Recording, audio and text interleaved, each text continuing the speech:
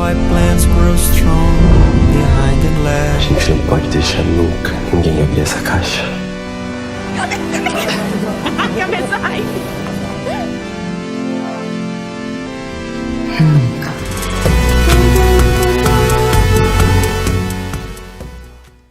Saudações cinéfilos, e agora a gente vai continuar a entrevista sobre Alguma Coisa Assim, falando com Caroline Abras e o André Antunes. Eu queria começar perguntando para vocês falarem sobre a experiência de como foi viver o mesmo personagem em 3 épocas diferentes. Bom, é muito interessante, né? Um processo muito rico, se a gente for pensar que nós começamos juntos, então esse primeiro filme era todo mundo muito novo e a gente entendeu que, experimentando o cinema, a gente conseguia dialogar com o público, e um público interessante, né? Os jovens da época todos se manifestaram porque se sentiram representados e sentiram uma força no filme. Nesse movimento a gente foi parar em Cannes. A gente falou, bom, interessante, né? Parece que a gente entendeu como é que fala desse lugar. E se a gente voltasse para esse lugar, né? Alguns anos depois a gente se encontrou, todo mundo meio se sentindo diferente, entendendo que estava todos se sentindo diferentes. O mundo externo estava diferente, a rua que a gente filmou estava diferente. A gente falou, bom, como esses personagens estariam nesse contexto? E a gente resolveu fazer um outro filme e voltou para esse lugar, que era muito confortável, mas estava muito distante daquele. Então é muito, muito complexo ao mesmo tempo, né? De achar que está voltando para um lugar, só que todos muito transformados. Sim.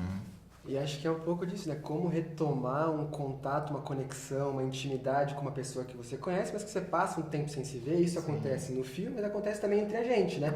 A vida muda, cada um, as coisas vão para um lugar e a gente tem que se encontrar depois de 6, 7 anos, depois de 10 anos, né? Sempre amigos, assim, mas também tendo que reinventar uma intimidade porque a vida muda, né? Então acho que isso acontece no filme e aconteceu na vida também. Bacana. Vocês estão desde desse início, de mais de 10 anos no filme, e como foi, vocês tiveram abertura para poder dar ideias e sugestões no roteiro? Como foi esse processo? Tivemos, não, a gente teve sim, porque o primeiro curto, evidentemente, ele foi escrito, então a gente já recebeu o roteiro pronto, né? A partir do momento que a gente pensou em retornar, isso surgiu a partir de uma conversa de bar, né, entre a gente, e claro que, né, a Mariana e o Ismir, eles assinam o roteiro, mas mesmo assim a gente conversava, a gente propunha, a gente podia dar ideias, né, embora eram eles quem sedimentassem essas ideias, a gente tinha uma liberdade para propor, então estava em aberto, né, porque era uma coisa a ser construída diferente do primeiro, que já tinha um roteiro pronto. Então, no segundo e no terceiro, digamos assim, né, as duas partes, né, as duas outras partes, em 2013 e 2016, a gente pôde conversar, opinar, propor, a gente teve reuniões, né, para conversar sobre isso, encontros. Eu acho que teve essa liberdade, assim, que foi bastante interessante pra gente, acho. Até porque eram assuntos que estavam todos ali de observadores, né? Porque é muito sobre a nossa geração também. Então todo mundo tinha uma opinião. Acho que a grande dificuldade era alinhar todas as opiniões.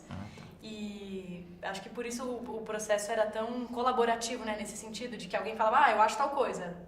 Aí o André, com um olhar de psicanalista, falava, não, mas se a gente for pensar por aqui, falava, realmente, ele tem razão. Né? Então foi muito interessante esses diálogos todos. Oh meu Deus do céu, fui para outro país. Eles tornaram o processo muito, muito rico, até para nós mesmos, como pessoas físicas, jovens. Entendi.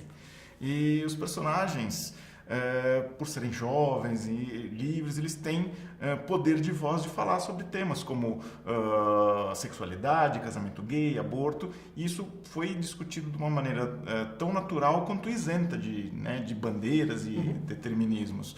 Como que vocês veem a importância de um filme que agora vai ganhar já teve um histórico, agora possivelmente ganha um público maior, e trazer esses temas para serem debatidos? Acho que a primeira coisa é que um tema sério como esse não precisa necessariamente serem na sua forma sério para trazer reflexão. Você pode se entreter, né, a partir de uma problemática séria.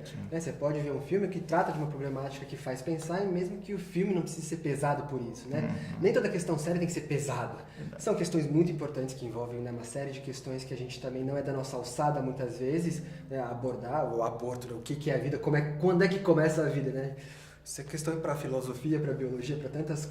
É difícil a gente abordar isso, mas a gente pode tratar esse tema a partir do conflito dos personagens, a partir do conflito humano, a partir dos dilemas, por quem passa por essa situação, levantar pontos de reflexão que podem ajudar a gente a argumentar uma posição, cada um na sua.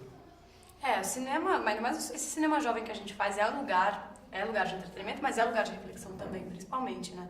E eu acho que esses temas que a gente traz, e o filme ele tem essa característica, né, do não dito, de perguntas formuladas e sem respostas, exatamente para a gente provocar no público essa reflexão e abrir debate, né? E abrir conversa de, enfim, assuntos que a gente, no momento da criação, da concepção dos filmes, achou que era fundamental. Então é super interessante nesse lugar pensar nisso. E ainda como foi uma coprodução alemã, ainda houve essa oportunidade de filmar boa parte principalmente essa parte mais atual em Berlim, né? E como foi essa experiência de interagir com outra cultura que tem um olhar diferente ainda sobre esses temas, né? Sim, é verdade, é verdade. Pô, primeiro foi muito prazeroso, porque, né, tá com um grupo de pessoas queridas num lugar, né, trabalhando, mas, enfim, um trabalho prazeroso como esse, enfim, foi relativamente fácil, digamos assim. Foi gostoso, foi prazeroso. Nada mal, né? Nada mal, foi bastante interessante. Ao mesmo tempo foi legal, né, a gente poder conversar com pessoas de outros países que faziam parte da equipe, então tinha gente do mundo inteiro, enfim, vários países mesmo. Então era muito legal ter esse contato com eles e trabalhar com o pessoal de fora.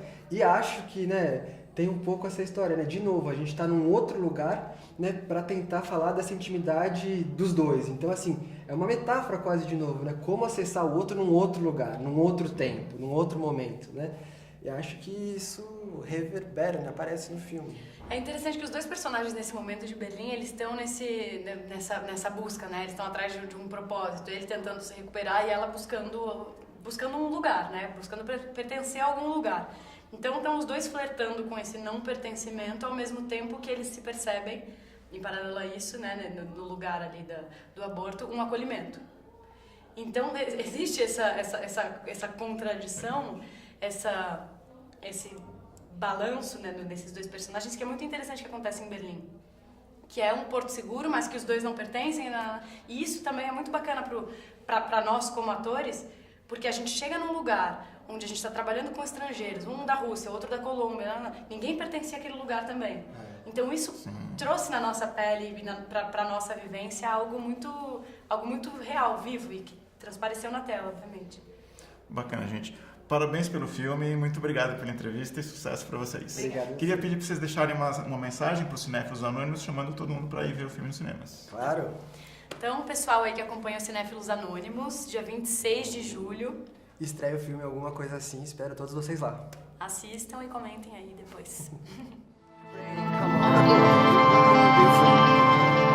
Vou ter que entregar o apartamento semana que vem.